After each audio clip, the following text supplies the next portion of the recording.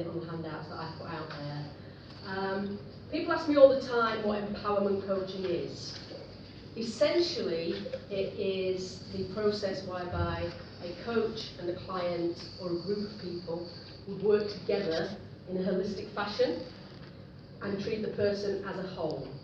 So an empowerment coach would look at your entire circumstances, your physical, spiritual, emotional, health and social needs, essentially the 5 separate yet interdependent parts which combine to make us whole as people, and which all too often many of us overlook in life.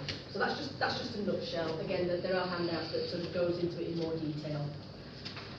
For the purposes of this session, I've been asked to provide you with information and strategies that will help, hopefully, for you to be able to look at your situation in life, whatever that situation is. Are we all tinnitus sufferers in this room, by the way? Yeah? No? So we've got some partners and carers and so on. So it really doesn't matter what your situation in life is, whether it's tinnitus or depression, anxiety. In terms of empowerment, the aims are always the same, to get you to be the best version of yourself that you can possibly be, regardless of your circumstances. And that's not always easy. And speaking, I had to smile when I was listening to Lawrence and earlier. I am officially classed as medically uncooperative by my doctors. I don't have tinnitus, by the way. I have a shed load of other things which I won't bore you with. But I am now classed as medically uncooperative because I got fed up of being told that to be expected in a woman of your age, you're going to have to learn to live with the fact that your leg gives way every so often, you fall over and hit the floor. You know, and there's nothing we can do for you.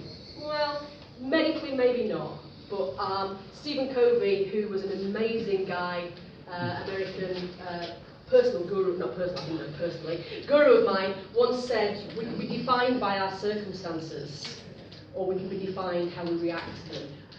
And when I got fed up of listening to my medics, that's the stance that I took. I thought, no, I am not my labels, because I have several, dozen.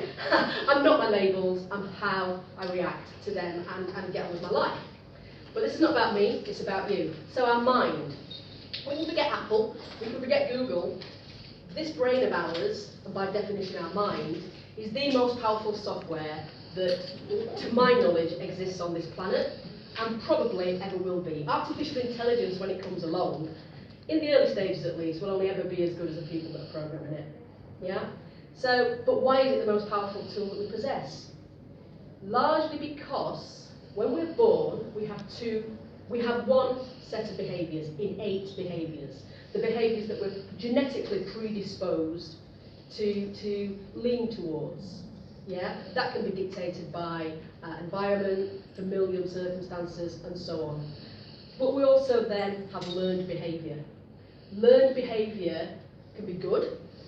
If I asked you all now to think of something that instantly made you feel really happy or gave you good, warm, fuzzy memories, you would be able to do it because you'd be able to associate it with something that's happened previously. For me, it's the smell of fresh baking bread. Fresh baking bread takes me back to my grandma's kitchen with the Yorkshire range on a Sunday morning with the bread rising in the hearth. The smell of fresh baking bread now, today, takes me back to the 1960s, and it's a happy, happy time. We get into trouble in our lives when we allow the memories that we remember, which are attached to emotional pain points or points of distress, to overtake the way that we deal with them in our lives. So for instance, if you have a life-threatening condition, cancer for argument's sake, and I'm sure we all know people who unfortunately have or are in that situation at the moment. There are generally 2 types of people. There are the people who, when defined as being terminal, tell everybody they're dying, and there are people who tell everybody that they are living with cancer. That's an extreme, and tinnitus obviously is massively impactful on the lives of the people that it affects. But my point is, there are ways that we can adjust our lifestyles and the way we think about our lifestyles to accommodate a better frame of mind. So learned behaviour gets us into trouble because it provides us with a set of self-limiting beliefs. It's what I call the story we tell ourselves. The story we tell ourselves, regardless of the situation, is the one that we believe. You know, a massively obese person may be able to lose weight if it's not a medical condition, but unwilling because they don't feel the need. When our should becomes our must, then we can start to begin to turn things around. So if tinnitus is impacting on your life significantly, we need to be asking ourselves, or you need to be asking yourselves, what can I do to improve the situation? Yeah. Now we know that with the gentleman that we've just been listening to, that psychologically there is quite a deal you can do. And I know, for instance, that certainly the people I've been speaking to outside take steps to address their own situation. But I've also done quite a lot of research in this, and I know from people in my own social circles that are sufferers that they genuinely believe that the condition is ruining their lives. Now, I'm not a tinnitus sufferer. I fall into that small percentage of the category that every so often gets a ringing in their ears and go, oh, you know. So I am not a tinnitus expert. I need to put that out there to be transparent. However, the strategies that we can adopt when it comes to anything that impacts on our life in a negative manner are the things that essentially we need to talk about, or I need to tell you about today. So, firstly, our conditions, whatever they are part of who we are. Yeah? We might not be born with them, we become them, and it's our choice, as we've already established, as to whether or not we are defined by that, or we're defined by the way that we react. So the story we tell ourselves can and does trip us up. If we persistently are not self-aware of the story that we're telling ourselves, it gets us into trouble. And the reality is, when it comes to the power of our mind, we all have a choice. All of us have a choice as to how and what we tell ourselves, more importantly. And it's the story that we tell ourselves that gives us a better quality of life if we're asking the right quality of questions. So, for instance, somebody, I don't mean to be rude, but somebody who persistently tells themselves they cannot lose weight, that's exactly what will happen. They will go to Weight Watchers, they will go on a diet, they will follow the programs, all the while in the back of their head not believing that they can do it. When we start to reframe the story we're telling ourselves, instead of telling ourselves, I can't ever lose weight, try turning the question around. How can I lose weight and enjoy it? What your brain hears is, I can't lose weight. That's a given. You've told your brain you can't lose weight. It accommodates you. It accommodates you, and I can't explain it other than it's subconscious. The memories that we've got back here in our unconscious are being formed on the back of self-limiting beliefs that have historically happened to us, whether we know it or not. Yeah? So the thing is, in order to make that change, you've got to be prepared to take that chance. You've got to take the chance to choose to change. If you want to change any circumstances in your life, whether it's how tinnitus affects it, how your husband drives you insane because he doesn't seem to see the dishes in the sink when you've done an 8-hour day and he's been sat alone all day. Yeah, it doesn't matter what the problem is. If you have a problem, you can alter the way you think about it. When we alter the way we think about things, then we begin to see the long-lasting, sustainable change that we need. Seth Godin, another icon of mine, said, "How dare you settle for less when the world made it so easy for you to be remarkable?" Now, we are all remarkable in our own ways, and every single person in this room, incidentally, has a potential which they can fulfill. It doesn't matter what your circumstances are, what your knowledge base is, what your bank account is, what your job is, what your colour, your creed, or your disability is. You have all got potential that you can fulfill. Yours won't be the same as yours, and yours won't be the same as hers, and mine certainly won't be the same as Marcus or Emily's, but we have all got potential, ladies and gentlemen. The thing is, you have to be prepared to do something about it if you want to affect the change that you say that you want.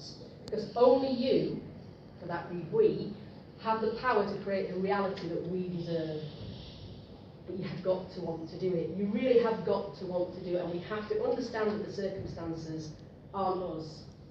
We are us, and we get the chance to embrace the change that we need to make. And the first instance of acknowledgement is when we suddenly wake up one day and say, why me? No, I'm not having that game anymore. That happened to me. Why me? No. Try me. Bring it on. Let's have a fight. But I'm going to win because I'm in charge of this brain of mine. Yeah? I'm in charge of it, and I can make this do whatever I want. Because everything, absolutely everything that you will ever do, feel, think, say, or become, begins and starts with you. Here. In here and in here. If these are right, if you believe in yourself, and if you believe that you can affect the change that you want to see in your life, it will happen. It will not happen overnight. You're not going to get up in the morning and go, that's it, I'm done, I'm cured, I'm better, I'm rich, I'm famous. It's not like that. It takes work, it takes time, it takes patience, and it takes perseverance, but more importantly, it takes self-belief. If you do not believe in yourself, realistically, how can anybody else? Because you give out the signals. You give out the signals. Newsflash, we are all different. We were not born to be real. Sorry, Freudian slip. We were born to be real, not perfect. Okay? Perfectionism doesn't exist. It's an ideal. My idea of perfection is lying on a desert island somewhere, under a palm tree, with a book, nobody around for miles and miles in the sunshine getting a tan. I have a friend whose idea of perfection is going on every ride in Alton Towers and queuing for 6 hours to get on each one. Hello. Rather stick pins in my eyes, but that's his idea of perfection, and there is absolutely nothing wrong with it. Okay? If whatever's going on in your life today, whether it's tinnitus or depression or anything else that causes you an issue, it's real. If it's causing you an issue, it's real, but I'm here to tell you, you're not perfect, but you can do something about it and get to as close to your full potential as you choose to want to be. Now, the biggest stumbling block in all of this is what? What does anybody think it is? Ourselves. Thank you. Yeah, ourselves. Willpower for sure. Ourselves. For those of you that have got the hands out in front of you, there is a slide on there that says, get out of your own way. Get out of your own way and become part of the solution. How do we do that? For me, in my particular situation, the first step was taking responsibility. Taking responsibility for the choices that we make. And one of those choices is the story that we tell ourselves, yeah? When you change your story, whatever your story is, so I'm talking collectively but individually, if you follow over it, you change your story, you will eventually change your mindset. And in doing so, you will change your life to whatever degree, good, bad or indifferent, that you want it to be. But you need to challenge yourself. You have to challenge yourself, and you have to challenge yourself to do what? More importantly, what's the first thing you've got to step outside of before you're going to affect any change at all? Where are we all sat? I don't mean this rude. Metaphorically in our heads. We're in our comfort zones. And the reason we stay in our comfort zones is because no matter how bad it is, and trust me, I speak to people all day long who are bordering on suicidal. Their situation has definitely become a must as opposed to a should, but they're scared. They're frightened that what change effects will actually be worse than what they're experiencing. Fear, ladies and gentlemen, is nothing more than the link between where we are now and where we want to be. Yeah? And the only thing that's missing is knowledge. How do I get from here to there? How can I do this to this? The strategies that have been put in place today, mindfulness, Tai Chi, empowerment, and the medics outside that are going to give you further information later today, these are all bits of information which, in and of themselves, are informative and helpful, but they mean absolutely nothing. Nothing unless you're going to do anything with it. Seriously. I don't need to tell you that. You know it. There isn't a right way, there isn't a wrong way, there's only your way. This is your life. It's your life, and it's yours to make the best of it that you possibly can. You've got to give yourself a chance of success. If you are now in a position where you have a problem, for the purposes of today's exercise, we're talking about tinnitus. What would be the one thing that, if anybody's willing to say so, what your problem with tinnitus is? What's your overview of it? It doesn't matter if you, I don't ask anybody to share anything they're comfortable with, but for a generic point of view here, what I said is, tinnitus is ruining my life. I have a friend that's told that, me personally. It's ruining my life. So that's his problem. I don't mean that derogatively. It's a problem that he perceives himself to have. It's ruining his life. His story is that he's tried everything. My answer to that is, really? Is that true? Is that really, really true? Can you hand on heart tell me, X, Y, Z, that you have tried everything known to mankind to resolve the impact, not the disease, not the condition, to resolve the impact that tinnitus has on your life? He couldn't look me in the eye, and he sort of went, yeah, I knew he was lying. He knew he was lying, and more importantly, he knew that I knew he was lying. Not to anything, not in any other level, but to himself. The most brutally honest conversations that any of us will have about anything to do with our lives is the one we have with ourselves. Hint, if you have a conversation with your best friend and she reveals something to you, you wouldn't expect him or her to lie to you because she's your best friend. The hint there is, best friend, you are your best friend. You are your own best friend. You are the only constant in your lives. You're there when you wake up in the morning, you're there when you go to sleep at the night. You're there when you're born and you're there when you die. Everybody else is there for a reason, season or a lifetime. You are your best friends. The time to have a brutally honest conversation with yourself if you want to effect a change is today. You can't do that unless you're honest with yourself. So, the negative aspect that we tell ourselves to keep us inside our comfort zone is that nothing works. Nothing works, nothing helps. I can't lose weight. Can't lose weight, tried it, spent £1 million on Weight Watchers, I'm still fat. You know? It's a self-limiting belief. That self-limiting belief, this session's very short and it's part of a much bigger program that I do, but negative self-beliefs are rooted in, generally speaking, a fearful-based situation. And the 5 most common would be fear of the opinions of others, fear of change, fear of mistakes, failures, and fear of lack. That's not being enough, okay? If you think, no, none of those apply to me, in a bigger session, you'd be able to pare that back and you would find there would be an underlying root cause of, for instance, my fear growing up was that of rejection. I'm 58 next. I found out that my fear of rejection was my fear 6 months ago. And I do this for a living, you know? We're all a work in progress, so don't beat yourself up. There's no right, there's no wrong. Tomorrow's another day to have another chance. The self-limiting beliefs we tell ourselves will be things like, I can't do anything about it, I never lose weight, etc. Part of the solution to any issue we face is quite simply to be open. Be open to the possibility that if you reframe the story that you're telling yourself,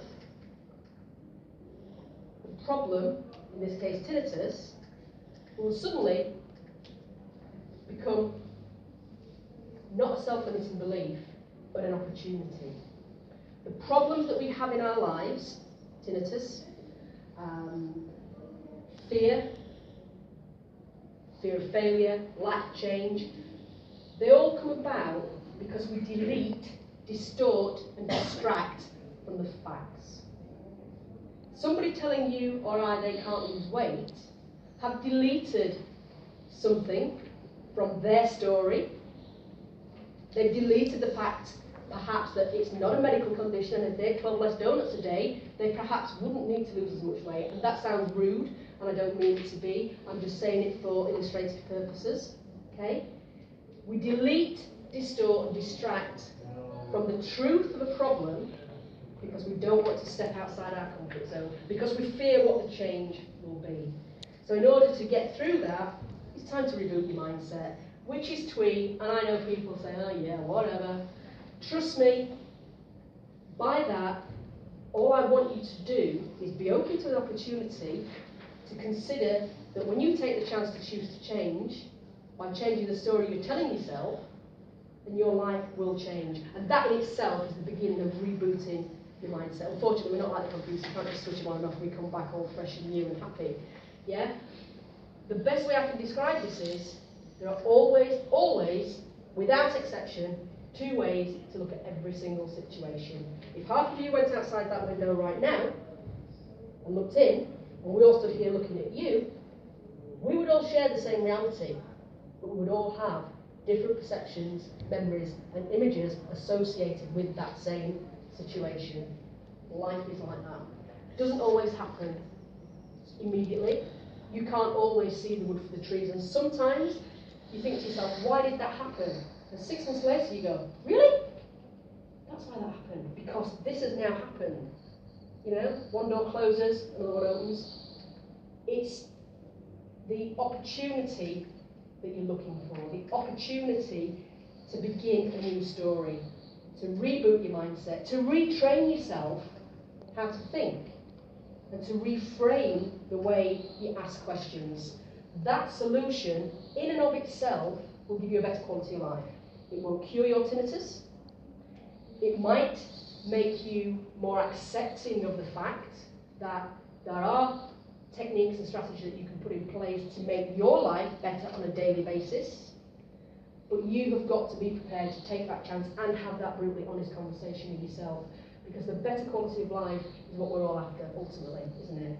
It's what we all want, it's what we all deserve. Yeah? But you have got to be able to do it. And in order to make it so that it does affect your life positively, as opposed to negatively, when you've made the changes that you want to change in your life, because I'm guessing any 3 people in this room with the exact same condition, it will be affecting you differently, and the changes that you want to effect will also, by definition, be different. We're different fingerprints. We're all different. You know? I could be schizophrenic. I'm not. I could be schizophrenic. This lady could be schizophrenic. The medication that we would get and the way we reacted to it and the strategies that we put in place in our lives to combat that would be different.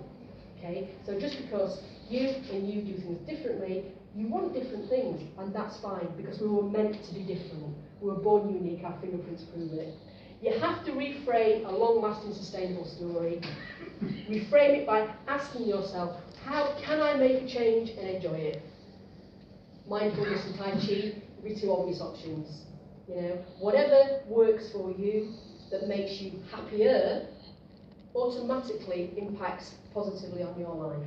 But doing it today and then doing it in 6 weeks' time doesn't count. Okay? It's got to be small, sharp, persistent chunks, day in, day out. People tell me, I don't have time. I don't have any time to retrain the way I think, reboot my mindset. What a load of rubbish, really. Do you shower or bath every day? Yeah. Do you drive your car? Yeah. Do you brush your teeth? Yeah. Okay. Why aren't you talking to yourself? And if that means physically talking to yourself in a mirror, that's fine. Talking to yourself in your head is just as good, and it doesn't make you crazy. But what it does do is impact on your subconscious, and you slowly but surely start to look for opportunities. How can I better improve the quality of my life? I know, I used to enjoy, why don't I try that? I promise you, if you start to look for opportunities in your life, you will see them. You will see them, and you will think to yourself, why the hell didn't I see that before? The reason is, you weren't looking for it. You weren't looking for it because you convinced yourself it didn't exist, or you couldn't do it. Or so-and-so would get really cross with you if you did. Or somebody would laugh at you. Newsflash, the opinions of everybody else, if you decide to make a change in your life in whatever area, people who love you even will try and rail against it. People who don't like you will certainly call you all the names in the family or bar a duck. Yeah? Nothing to do with them. Nothing. Your life, one chance. No dress rehearsal, no overdraft, no refund. You're here today. Today, this moment, yeah? This is your life. This is it. There isn't another second until that second arrives. The previous one's already gone. The next one's yet to come. This is the moment. This is the moment. There's a fantastic song from Jekyll and Hyde called This Is the Moment. If you don't know it, find it. Trust me, you'll love it. Okay, so choice. You've got to choose to reframe the way you talk to yourself. Reboot your mind by constantly telling yourself, I'm going to X, Y, Z because it will benefit me in this way. Now this is quite generic because we don't know, none of us, what will float your individual boats and what will make you want to do the change, but make it enjoyable. Make it something that you really, really, really, really want to do. And I promise you, within 3 to 6 months you will say, why the hell did I think of that? I've done that before. Retrain yourself. Stop talking to yourself in a negative fashion. How many people say things like, I can't do that, I'm stupid? If I do that, so-and-so will laugh at me. When, if you start a sentence with why, I can't, I never, you're talking, you might not realise it, but you're talking to yourself in a negative fashion. And that's what your brain hears. And all you're doing, ladies and gentlemen, is imprinting your brain, day in, day out. I can't do this, I can't do that. All right, that's it, fine, you won't do it then. Because you've just told yourself you can't do it. You're your best friend, you just lie to yourself. Because when you have that rooted honest conversation, you know that you can. It's that simple. It's not simple. I'm not trying to detract from the condition that you've got. And I don't underestimate the impact that it has on your life. What I'm trying to enable you to understand is there are things that you can do. You can't cure your condition necessarily. But there are things that you can put in place to change it. If you are in the situation where you are in a why me situation, the way that we talk to ourselves over a period of time, take strong, positive, persistent, consistent action. The why me, very, very suddenly, you won't even realise it, but you'll suddenly become a try me. Yeah? If you catch yourself saying, I can't possibly do that, why am I always late for this bus? Well, you've given yourself the answer, get up early. You know? Or set off 10 minutes sooner. You know, there's always, the answers to the questions you're asking yourself are always there. That's what this brain is for. It gives us the answers to the questions that we're looking for. Yeah? Why can't I lose weight? Oh, there's McDonald's. Why do I need another bottle of wine? Oh, there's a liquor store. Yeah? If you want different things to happen in your life, if you want your tomorrow to be better than your today, you need to remember that the choices you made yesterday created today. Not with your condition, with the way you view your life. The choices you make today will dictate your reality of tomorrow. It's as simple as that. In retraining your negative self-talk, you're becoming self-aware, and when you catch yourself out, try this. One period of 24 hours. Challenge yourself not to say anything negative about yourself or anybody else or any situation in the entire world. But when you do, because you will, in the initial stages, write it down. Doesn't matter what it is. I can't do that because I'm running late. You know, Donald Trump is because. It doesn't matter what it is. If it's a negative thought, write it down. Keep a pad and pen beside you. Doesn't matter. 2 words, whatever it is to make you remember. Add it up at the end of 24 hours. Then add it up at the end of a week. Yeah, you'll be amazed. But you have to be self-aware. If you're not self-aware, you won't do it properly. You know, and it's this, certainly in my house, certainly with me, operates on automatic a lot of the time. Yeah? It's when we're not thinking about what comes out of here. My dad used to say to me, Susan, shut your mouth. What? You opening your mouth and you're letting the wind flap your tongue about. Pack it in. You know? Not much has changed in 58 years, I have to say. Reinforce what we learn by persistent, consistent, positive action. And the word there is positive. Positive action. Positive action will get you much further, literally further, in your life than anything negative that you will ever do, think, or say about yourself. And it also reinforces self-belief, positive self-image. Yeah? Increases your self-esteem, and it certainly increases your confidence. Okay? And at the end of it, the result that we're all looking for is that we can live our lives in our own way, on our own terms, without ever feeling the need to apologise, excuse, justify or explain ourselves ever to anybody. Yeah? You don't have to tell anybody about the conditions that you have, whether it's tinnitus or anything bigger, not bigger, horrible word, different, like cancer, or depression, or anxiety, or alcoholism. You don't have to tell anybody, but you do have to be honest with yourself about how it impacts your life and how much more you are prepared to put up with, given the fact that you may well be unhappy with the way it is impacting on your life. If you're not, if it's not an issue for you, then it's not an issue for anybody else. If it is an issue for anybody else, that falls into the category of, that's your opinion, I can see why you would think that, thank you very much, goodbye. And I don't really get rid of them, I just acknowledge the fact that you've got a right to an opinion. Yeah? If it impacts on you negatively, and you're happy with that, who am I to tell you any different? If something that you're experiencing impacts in your life in a negative way, and it's ruining your life, or it's keeping you stuck where you are, and you're not happy, that's the biggest red flag that you will ever, ever, ever have. Because at that point, your should becomes your must. And when you found your must, you need to then find your why. I must do this. Why? Why do I want to do this? Why do I want to achieve clarity and focus in my life? Why do I want to be able to live a life that even though I've got this, I'm happy, it's part of who, it makes me who I am. Every single thing that's ever been done to you, by you, for you, that's happened to you, that's been said or thought by you, every single thing from the minute you were born to this second has made you who you are today. Now your tinnitus, you may not be born with it. It's occurred, it's happened for a reason, as yet unknown. There may or may not be a cure, yet to come, as and yet unknown. The only thing we can control, ladies and gentlemen, is what we can control. We cannot control the fact that we have tinnitus. We cannot control the fact that, the sun rises every morning. It's as simple as that. We take it for granted. It comes up. We also take ourselves for granted. We take the situation that we put ourselves in for granted, and we accept it. And we accept it because we need to stay inside that comfort zone. Do we really? Do we really need to stay inside the comfort zone? And finally, because I'm mindful that it's time for lunch, and I guess you're not hungry. If you think you can, you will. If you think you can't, you won't. I wish I'd said that. I didn't. Henry Ford did. But never was a truer word said.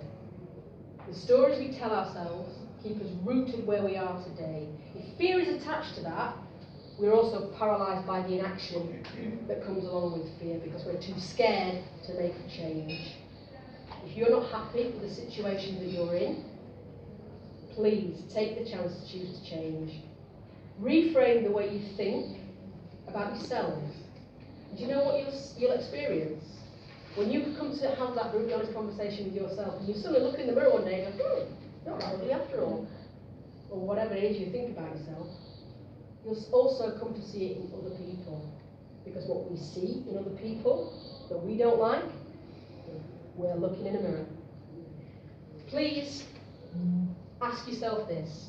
If you take nothing away from this whole experience today, and given that, we touched very, very briefly, this is an immense subject, and as my husband would say, I never use 3 words when 500 will do, but that's because I'm passionate about what I do. I was in a different place and space to where you are today, and people say to me, what the hell do you know about tinnitus?